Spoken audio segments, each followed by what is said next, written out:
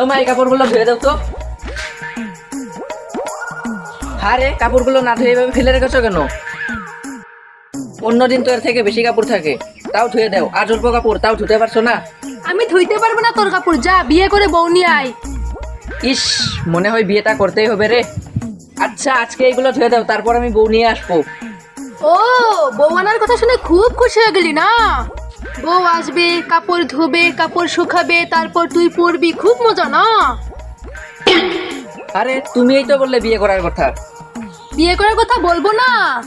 আগে তো তোর কাপড় ধুইতে এলে জামার পকেটে টাকা পাইতাম, আমার এখন তো একটা টাকাও পাই না।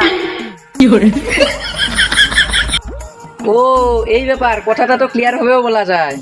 মাইয়া মানুষের কথা কালি ঘুরাই বেচায়, কালি ঘুরাই বেচায়, ক্লিয়ার ভাবে বলবে না।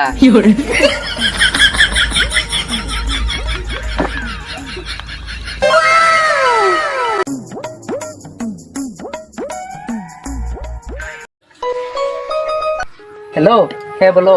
হ্যাঁ, কোথায় আছো তুমি? এই তো বাড়িতে।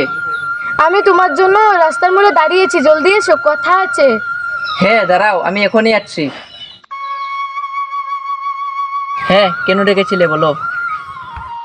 আমার বাবা বিয়ে ঠিক করে ফেলেছে, ছেলে হাই স্কুলের মাস্টার, কি করবো এখন? কি, তুমি জানো আমাদের ভালোবাসা কত দিনের? 6 বছরের। 6 বছরের ভালোবাসা তুমি এইভাবে ছেড়ে দিতে পারবে? তো আমি এখানে কি করব বলো, আমার কিছু করার আছে? চাকরিওয়ালা ছেলে রেখে এখন রূপ বদলে গেল নাকি? দেখো, এমন করে কথা বলবা না। তো কেমন করে বলবো? তো আমি এখানে কি করব বলো, তুমি তো কিছু করতে পারছো না। এমনি আমরা বেকার ছেলে, তারপর একটা চাকরি নাই। এই মাস্টারগুলো হঠাৎ করে কোথায় থেকে এসে আমাদের গার্লফ্রেন্ডগুলোকে নিয়ে যায়। এই বলো তো, এই মাস্টারের নাম কি? হারাধন মাস্টার। শালা হারাধন মাস্টার তোর কিছু বলে রে? এই তুমি অল্প দাঁড়া, আমি এখনই আসছি। দাঁড়া, আগে বন্ধুকে ফোনটা করে নেই। হ্যালো, হ্যাঁ বল। আই তো হারাধন মাস্টারের বাড়ি থেকে আসি, দাঁড়া আসছি।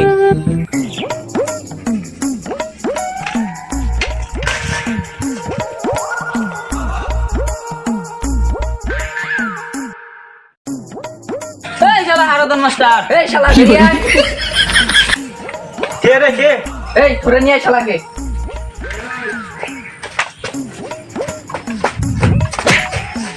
এই দাঁড়াও দাঁড়াও, মারছো কেন আমাকে? এই ছাড় ছাড়। এই পূজা কে রে? পূজা, পূজা তো আমার হবু বউ। শালা, এই দাঁড়াও দাঁড়াও। পূজার সাথে আমার 6 বছরের সম্পর্ক, আর তুই হঠাৎ করে এসে পূজাকে নিয়ে যাবি? না ভাই, আমি তো এইসব জানি না। এখন জানতে পারলি? হ্যাঁ ভাই, আমি আর পূজাকে বিয়ে করবো না। হ্যাঁ, এটাই যেন হয়। হ্যাঁ বন্ধু, ছাড় ছাড় ছাড়। হ্যাঁ, এটাই যেন হয়।